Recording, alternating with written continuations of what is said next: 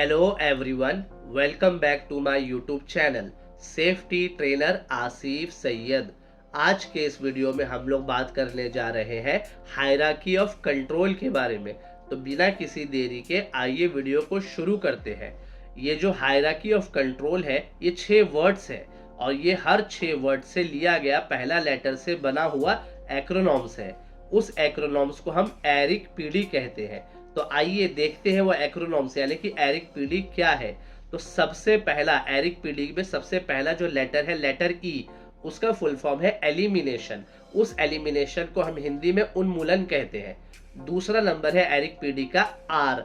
तो आर से बनेगा रिडक्शन। रिडक्शन को हिंदी में हम कमी कहते हैं, लेकिन रिडक्शन का हम दूसरा वर्ड भी यूज करते हैं जिसे हम कहते हैं सब्स्टिट्यूशन। उस सब्स्टिट्यूशन को हिंदी में हम कहेंगे प्रतिस्थापन। तो एरिक पीडी का जो तीसरा लेटर है लेटर आई, आई से बनेगा आइसोलेशन। आइसोलेशन को हम हिंदी में कहते हैं अलगाव, लेकिन इसी आइसोलेशन को एरिक पीडी के सीरीज में हम एक दूसरा वर्ड से भी डिनोट करते हैं जिसे हम कहेंगे इंजीनियरिंग कंट्रोल, जिसे हम हिंदी में कहते हैं इंजीनियरिंग नियंत्रण। चौथे नंबर का जो एरिक पीडी लेटर है वो लेटर सी है। सी यानी कि कंट्रोल, कंट्रोल माने नियंत्रण। इसी नियंत्रण का दूसरा नाम भी है जिसे हम कहेंगे एडमिनिस्ट्रेटिव कंट्रोल, तो उसका हिंदी मतलब है प्रशासनिक नियंत्रण। पांचवें नंबर पे एरिक पीडी का पांचवा लेटर है लेटर पी। पी से आएगा पर्सनल प्रोटेक्टिव इक्विपमेंट यानी कि पीपीई, उसे हम कहेंगे व्यक्तिगत सुरक्षात्मक उपकरण। और सबसे लास्ट है एरिक पीडी का लेटर डी। डी यानी कि डिसिप्लिन। डिसिप्लिन को हम कहेंगे हिंदी में अनुशासन। तो अभी तक हमने इस हायरार्की ऑफ कंट्रोल में हायरार्की ऑफ कंट्रोल का एक्रोनॉम्स देखा यानी कि ERICPD एरिक पीडी, और इस एरिक पीडी का फुल फॉर्म क्या होता है हमने वो भी देख लिया। तो आइए इस एरिक पीडी को और डिटेल से देखते हैं। और साथ ही साथ मैं ये एरिक पीडी का 3 एग्जांपल्स भी लिया हूँ। उसमें मैंने सेलेक्ट किया हूँ हैजार्डस केमिकल हैंडलिंग, दूसरे नंबर पे मैंने लिया हूँ वर्किंग एट हाइट, और तीसरे नंबर पे लिया हूँ मैंने नॉइज एक्सपोजर। तो इन तीनों के हैजार्ड से ही हम 3-3 एग्जांपल सारे यानी एरिक पीडी में देखेंगे, ताकि हम लोग को एरिक पीडी का जो सेशन है बहुत ही अच्छे से समझ में आ सके। हमारा सबसे पहला नंबर का एक्रोनॉम्स है लेटर ई। ई यानी कि eliminate the hazards, completely remove the hazard यानी कि खतरे को पूरी तरह से हटाना। अब हम देखेंगे मीन्स क्या है, यानी कि एक खतरनाक कदम को हटाने के लिए प्रतिक्रिया में बदलाव करना, यानी कि change a process to eliminate a hazardous steps. अब हम 3 एग्जांपल्स देखेंगे। सबसे पहला एग्जांपल से खतरनाक रासायनिक का इस्तेमाल पूरी तरह से बंद कर देना, stop using the hazards chemical entirely.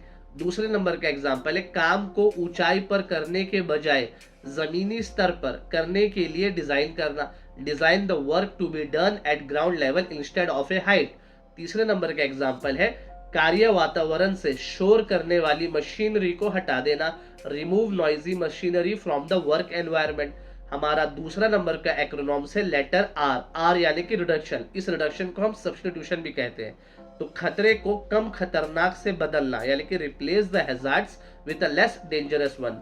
तो मीन्स में हम देखेंगे खतरे को कम खतरनाक चीज से बदल कर कम करे, यानी कि reduce the hazards bye substituting it with something less dangerous. अब एग्जाम्पल देखेंगे तो अच्छे से समझ में आएगा। सबसे पहला एग्जाम्पल है खतरनाक रासायनिक को कम विषैले विकल्प से बदले, यानी कि replace the hazards chemical with a less toxic alternative. दूसरा नंबर का एग्जाम्पल है ऊंचाई पर काम करने की जरूरत को कम करने वाले उपकरणों का इस्तेमाल करना, जैसे लंबे हैंडल्स वाले उपकरण। Use equipment that minimise the need for working at heights like long handed tools. हमारा तीसरा नंबर का एग्जाम्पल्स है कम शोर करने वाली मशीनरी या उपकरणों का उपयोग करना, यानी कि यूज क्वाइटर मशीनरी और टूल्स। हमारा तीसरा नंबर का एक्रोनॉम्स है आइसोलेशन। आइसोलेशन को हम इंजीनियरिंग कंट्रोल्स भी कहते हैं। लोगों को खतरे से अलग करना, यानी कि isolate people from the hazards. Means में हम देखेंगे इंजीनियरिंग समाधानों का इस्तेमाल करके लोगों को खतरे से अलग करना, isolate people from the hazard using engineering solution. Examples में हम देखेंगे पहला एग्जांपल है रासायनिक को संलग्न प्रणालियों का या धूम्रपान हुड का इस्तेमाल करके समाहित करना, यानी कि यूज एनक्लोज सिस्टम्स और fumes hood to contain the chemicals. दूसरे नंबर का एग्जाम्पल है कार्य क्षेत्रों के चारों ओर गार्डरेल्स या सुरक्षा जाल स्थापित करना, इंस्टॉल गार्डरेल्स और safety nets around the work area. हमारा तीसरा नंबर का एग्जाम्पल है शोर करने वाले उपकरणों के चारों ओर ध्वनि रोधी संलग्नक स्थापित करना। एरिक पीडी का हमारा चौथा नंबर का एक्रोनॉम से लेटर सी यानी कि कंट्रोल। इसे हम एडमिनिस्ट्रेटिव कंट्रोल्स भी कहते हैं। लोगों के काम करने के तरीके को बदलना, change the way people work. Means में हम देखेंगे खतरे को नियंत्रित करने के लिए नीतियों और प्रक्रियाओं को लागू करना, implement policies and procedures to control the hazards.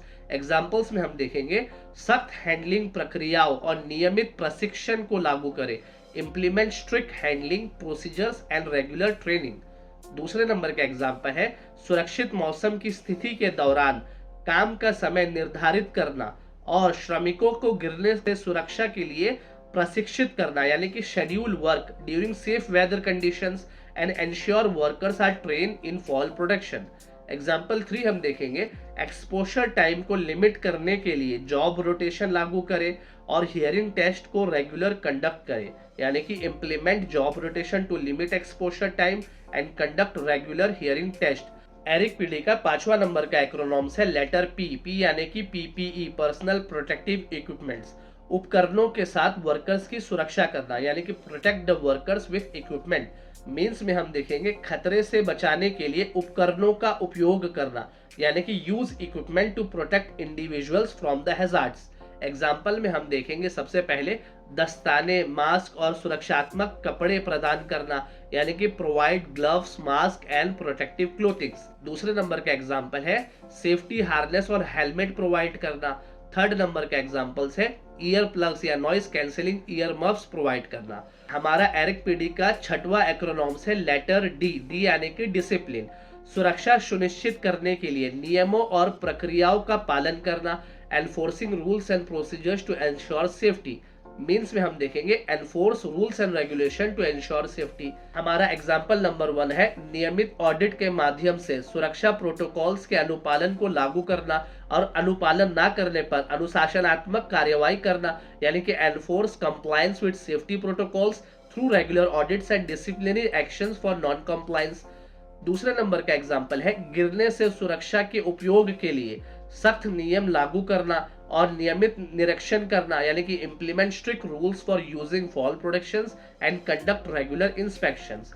तीसरे नंबर के एग्जाम्पल्स है श्रमिकों को लगातार हियरिंग प्रोडक्शंस का इस्तेमाल करने और शोर नियंत्रण प्रक्रियाओं का पालन करने के लिए सुनिश्चित करना, यानी enforce workers consistently using hearing productions and follow noise control procedures. अब हम चलते हैं हमारे लास्ट सेशन में, यानी कि हम देखेंगे हायरार्की ऑफ कंट्रोल, यानी कि एरिक पीडी के क्वेश्चंस एंड आंसर्स। सबसे पहला क्वेश्चन है हायरार्की ऑफ कंट्रोल का उद्देश्य क्या है, what is the purpose of A hierarchy of control.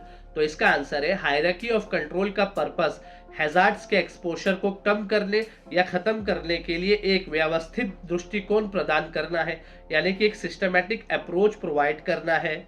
हमारा दूसरा क्वेश्चन है एलिमिनेशन को सबसे प्रभावी नियंत्रण क्यों माना जाता है, यानी why is elimination considered the most effective control measures. तो इसका आंसर है एलिमिनेशन मोस्ट इफेक्टिव है क्योंकि ये खतरे को पूरी तरह से हटा देता है, यह इंश्योर करते हुए कि एक्सपोजर का कोई रिस्क नहीं है। हमारा तीसरा क्वेश्चन है सब्स्टिट्यूशन एलिमिनेशन से कैसे अलग है, how does substitution differ from elimination. तो इसका आंसर है सब्स्टिट्यूशन में एक खतरनाक एलिमेंट्स को कम हैजार्डस चीज से बदलना शामिल है, जबकि एलिमिनेशन खतरे को पूरी तरह से हटा देता है।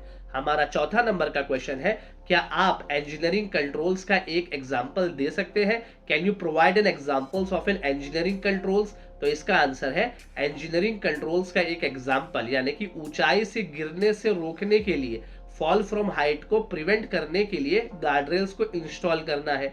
हमारा पांचवा नंबर का क्वेश्चन है सुरक्षा प्रबंधन में प्रशासनिक नियंत्रण क्या भूमिका निभाते हैं, यानी कि what roles do administrative controls play in safety management. तो इसका आंसर है एडमिनिस्ट्रेटिव कंट्रोल्स में वर्क प्रैक्टिसेस एंड पॉलिसीज को बदलना शामिल है, जैसे कि रेगुलर सेफ्टी ड्रिल्स और ट्रेनिंग सेशंस को शेड्यूल करना।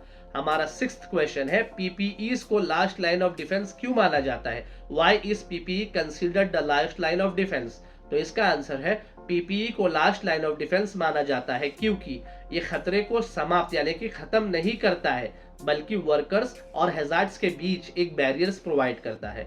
हमारा 7th क्वेश्चन है, अनुशासन हायरार्की ऑफ कंट्रोल की प्रभावशीलता को कैसे बढ़ाता है? How does discipline enhance the effectiveness of the hierarchy of control?